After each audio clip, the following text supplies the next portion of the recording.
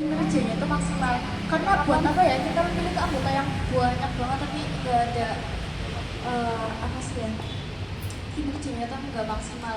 Kadang malah kalau misalkan kita banyak anggota, gimana ya, banyak anak-anak itu yang nggak bekerja gitu loh, kayak hanya mengandalkan orang-orang itu aja. Terus menurut saya, buat pertanyaan Mas Asmi, mungkin saya jawabnya nanti dulu. Nah, masih mikir.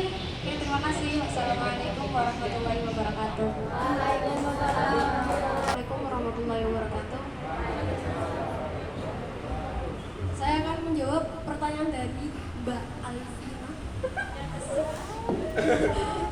Ya, saya akan menjawab. Ya itulah pertanyaannya. Saya akan lebih memilih yang sedikit tapi kinerjanya maksimal, karena pada visi saya yang kelima itu misi saya yang kelima yaitu menjadikan anggota ROIS mempunyai jiwa kepemimpinan. Jikalau anggota ROIS itu banyak tapi kinerjanya itu minimal banget, apa bisa menjadikan anggota ROIS itu mempunyai jiwa kepemimpinan kalau dianya itu pasif, jarang berangkat gitu-gitu? Paham? Ya, saya menginginkan semua anggota ROIS itu mempunyai jiwa kepemimpinan, bukan hanya ya seperti yang dikatakan Mbak Anis ya, bukan hanya 1-2 orang yang diandalkan, cuman semua anggota ROIS calon juga. Ya, sekian jawaban dari saya ya. Semoga bisa. Assalamualaikum warahmatullahi wabarakatuh.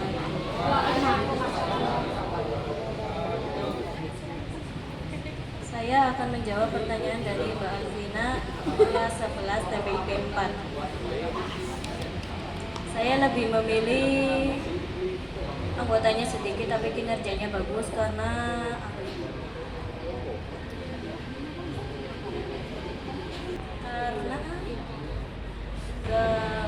kinerjanya itu biasa aja, sedangkan kita itu masuk organisasi untuk melatih kepemimpinan kita dan kayak apa ya, rasanya gimana?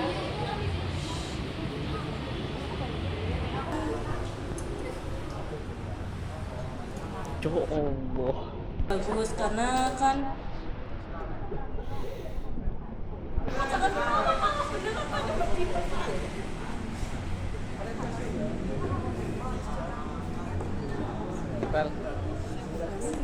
Wali, assalamualaikum warahmatullahi wabarakatuh.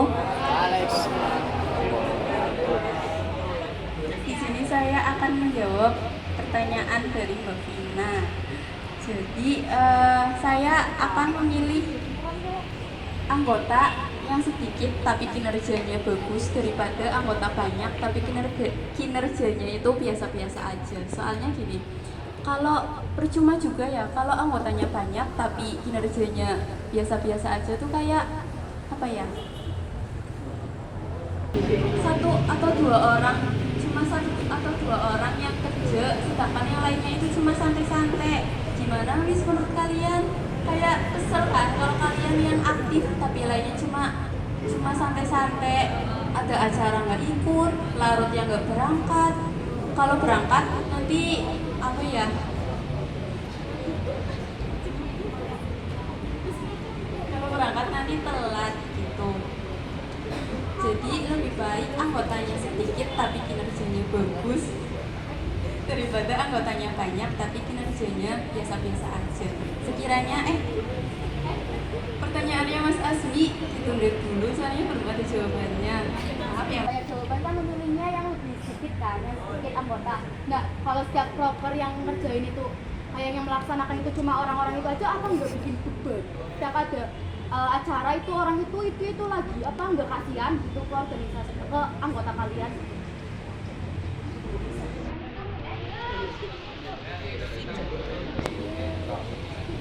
Karena kan dari tadi ya cuma nggak ada apa ya namanya ya, ya pendapatnya ya alasannya juga jiplak gitu, sama-sama gitu. Jadi barangkali ada pendapat tambahan tentang beban untuk anggotanya.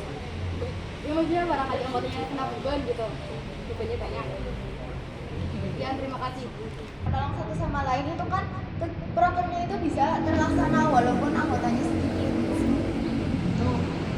Terus juga walaupun kayak anggotanya banyak, tetapi anaknya itu nggak aktif, kan juga percuma juga. Kayak udah ngadain kayak ada proker apa, tapi yang ngerjain cuma anggota yang aktif doang, yang walaupun banyak tapi nggak aktif itu tuh nggak mau ngerjain gitu.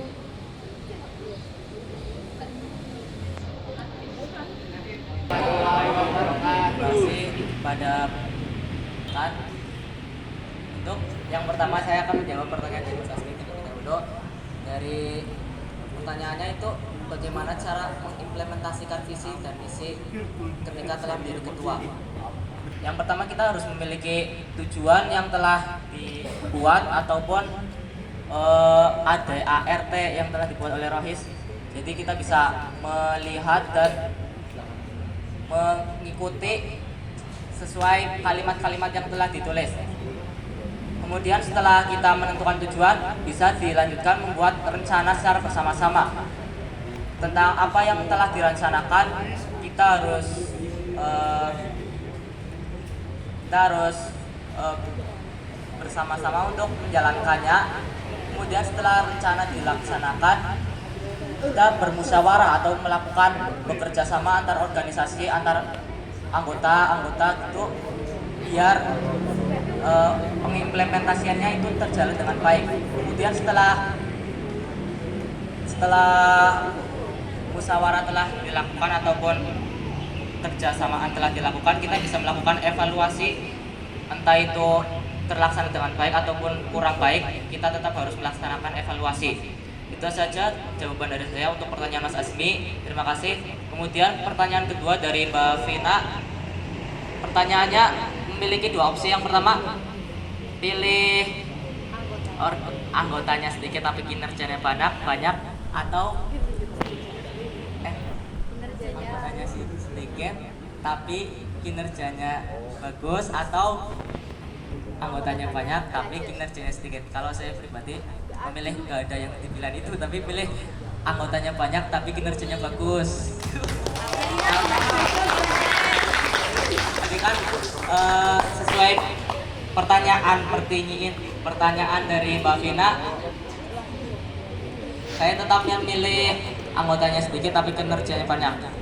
Walaupun kalau kita pikir anggotanya banyak tapi kinerja sedikit, tapi kan setiap orang memiliki kelebihan masing-masing. Jadi kita bisa bersama-sama membantu bersama, belajar bersama untuk meningkatkan yang belum melaksanakan kinerja yang terlalu bagus. Tetap saya milih kinerja banyak tapi anggota sedikit. Itu karena buat apa banyak-banyak tapi kinerjanya nggak bagus.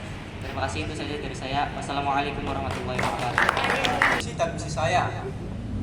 Jadi kami akan mengambil langkah realistis untuk mewujudkan itu sedikit demi sedikit. Dan kedua, saya dan seluruh anggota ROIS akan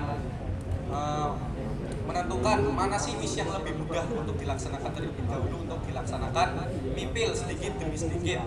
Selanjutnya saya akan merancang agenda-agenda hari-hari kegiatan Islam yang besar seperti itu agar terencana ke depannya. Semoga pertanyaannya dapat terjawab. Terima kasih.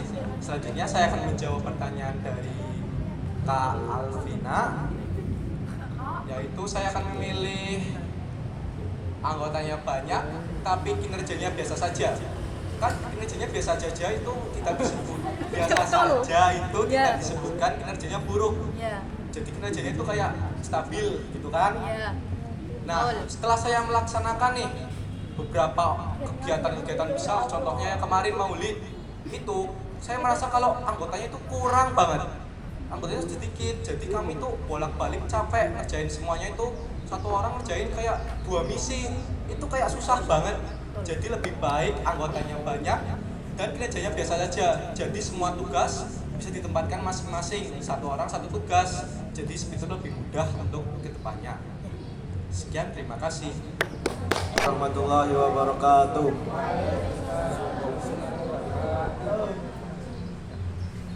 Saya akan menjawab pertanyaan dari Mas Asmi.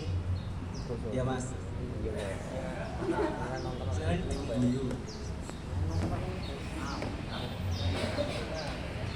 Kan tadi Mas Asmi tanya bagaimana cara mengimplementasikan atau menerapkan visi misi saya. Ya tentunya saya yang pertama menyusun rencana terlebih dahulu.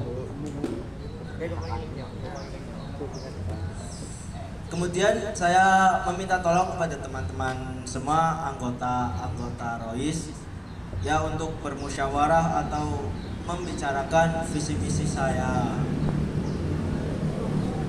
Terus saya juga nggak lupa atau misinya itu terlaksana dengan baik selama kepemimpinan saya.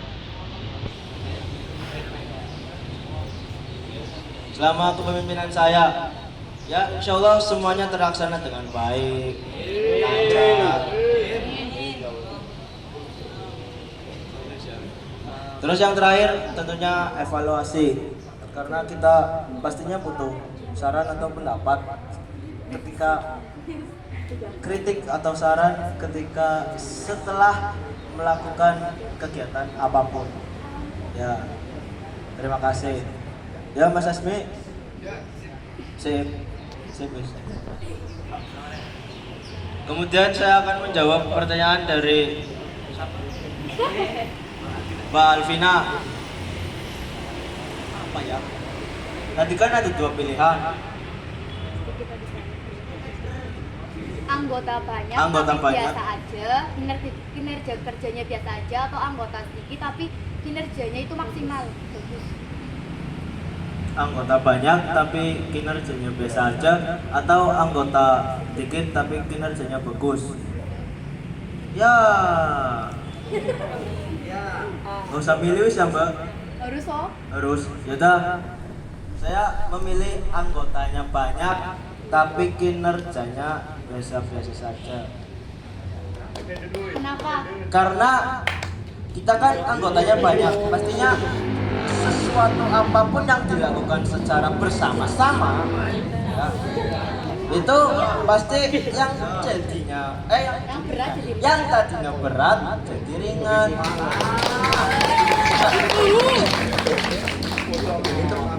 Ya sekian dari saya. Wassalamualaikum warahmatullahi wabarakatuh.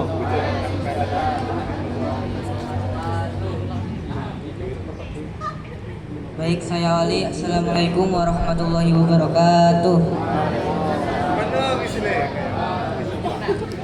Baik, di sini saya akan menjawab pertanyaan yang dari Mbak Alvina terlebih dahulu ya.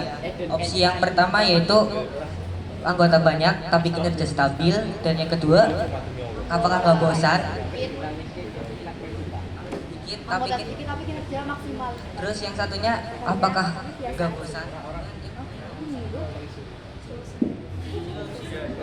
Yang katanya nggak bosan, kok orang-orang itu aja yang kerja gitu loh. Oh kan kalau anggotanya sedikit kan otomatis setiap ada acara kan itu aja kan, apa enggak anak itu terbebani gitu loh, kayak setiap ada acara itu lagi capek kan pasti. Nah, salah satu alasan organisasi maju itu ada beberapa. Yang pertama ada niatan untuk mewujudkannya, dan yang kedua senang dalam menjalankannya. Jadi ketika kita mempunyai dua prinsip itu saja, otomatis kedepannya itu enak. Karena itu kita nggak terbebani, karena kita itu senang. Dalam senang tersebut itu kan mungkin senang kita berkumpul sama teman-teman, mungkin senang ketemu, mungkin senang dapat ilmu yang baru atau dan sebagainya. Terus untuk yang kinerja sedikit atau anggotanya banyak, yang itulah sebelumnya saya kan di sini ikut organisasi, bukan ikut organisasi ROIS di sini saja.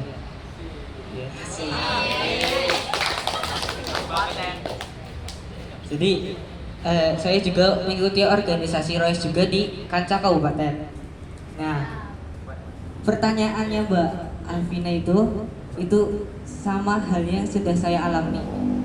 Pertanyaannya apakah memilih organisasi yang jumlahnya banyak tapi kinerjanya stabil, atau yang yang sedikit tapi maksimal? Jujur saja, saya itu memilih yang opsi yang kedua. Walaupun yang gak enak, sebenarnya pengennya yang banyak juga stabil kan, jadi maksimal. Cuman emang kalau misalkan dipilih opsi yang antara dua-dua itu, saya memilih yang sedikit tetapi kinerjanya maksimal. Mengapa? Karena di sebuah organisasi itu nantinya akan dilatih yang namanya tanggung jawab. Tanggung jawab itu nantinya akan dalam bentuk PJ atau penanggung jawab seperti bidang dakwah atau bidang-bidangnya sendiri, bidang dakwah, bidang humas, bidang dan sebagainya, struktur organisasi. Nah di situ nantinya kita akan dilatih yang namanya tanggung jawab terhadap tugasnya masing-masing. Dan ketika kita ikut organisasi itu tersendiri, itu bukan hanya tentang ikut-ikut saja, bukan untuk ikut cuma ikut-ikutan, cuma menambah ilmu dan sebagainya, tetapi juga kita kadang juga menambahkan sebuah hal baru yang memang sebelumnya kita belum pernah rasakan. Contohnya, kita sebelumnya belum pernah jadi ketua panitia, belum pernah menyelenggarakan sebuah lomba, belum pernah menjadi sebuah koordinator acara. Nah, dengan kita mengikuti organisasi yang ada ini, kita manfaatkan untuk semua kegiatan-kegiatan yang memang sudah direncanakan, memang sudah ada, sehingga nantinya itu kita itu bertanggung jawab serta mampu melatih diri kita supaya meskipun pertama-tama kita terbebani, kalau misalkan kita hatinya ikhlas dan sudah terbiasa, lama-lama juga akan terbiasa. Ya, seperti itu.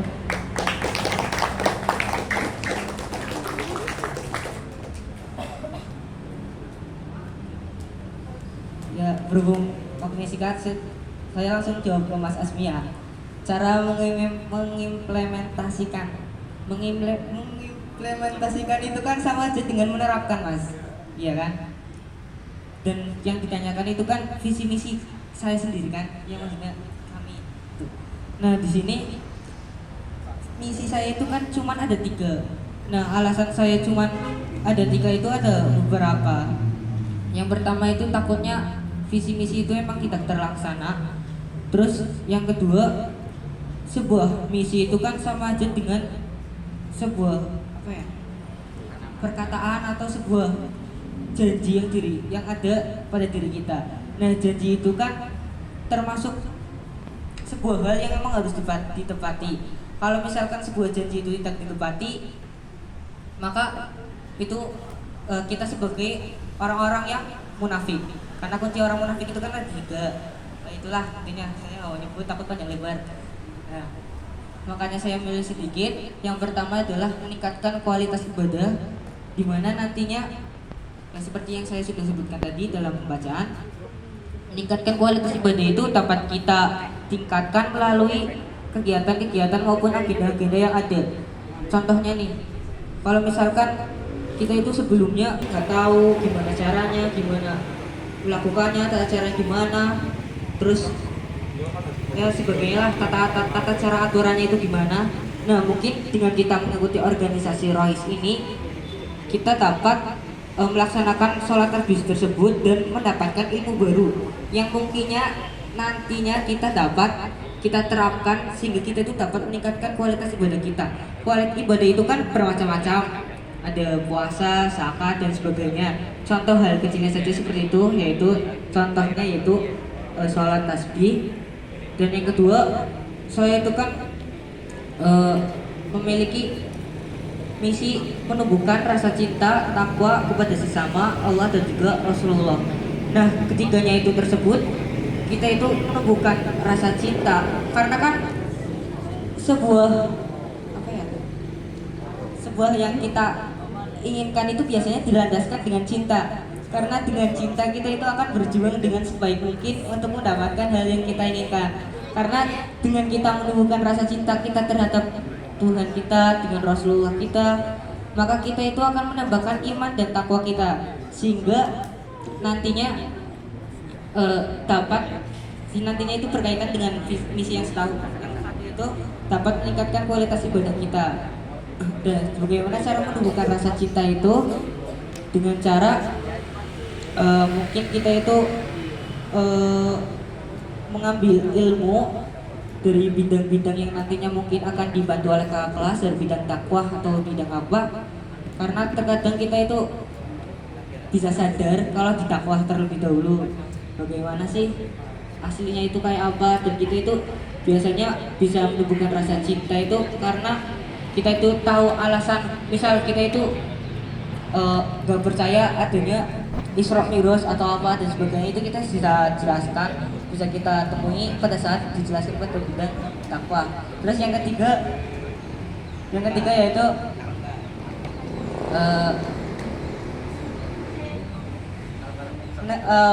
mengamalkan ilmu yang kita dapat ke dalam kehidupan sehari-hari dan mengamalkannya dalam kehidupan.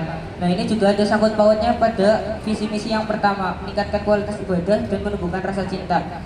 Dimana ketika kita menerapkan ilmu yang telah kita dapat, itu mungkin saja dapat memperbaiki hidup diri kita yang mungkinnya tadi kita leha-lehe, kayak sholat aja jarang-jarang, puasa bolong, terus baca Quran tengah-tengah dan sebagainya, itu bisa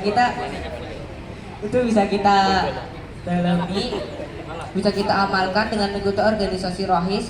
Nah, cara mengamalkannya itu mungkin bisa kita dapatkan dengan kita tahu apa manfaatnya dan juga apa resikonya. Ketika kita sudah tahu manfaatnya apa, kita resikonya apa, contoh halnya ketika kita baca Al-Quran di bulan Ramadan, itu kan dikali lipatkan pahalanya sekali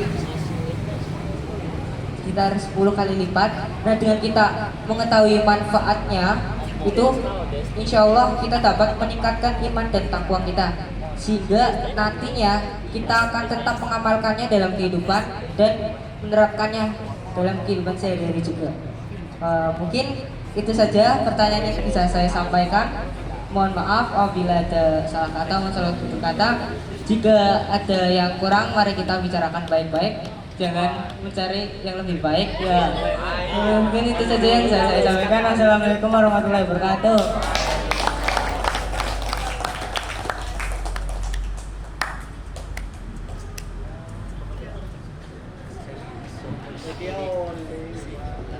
Semoga kita semua bisa mengambil hikmah dan pelajaran dari apa yang telah mereka sampaikan.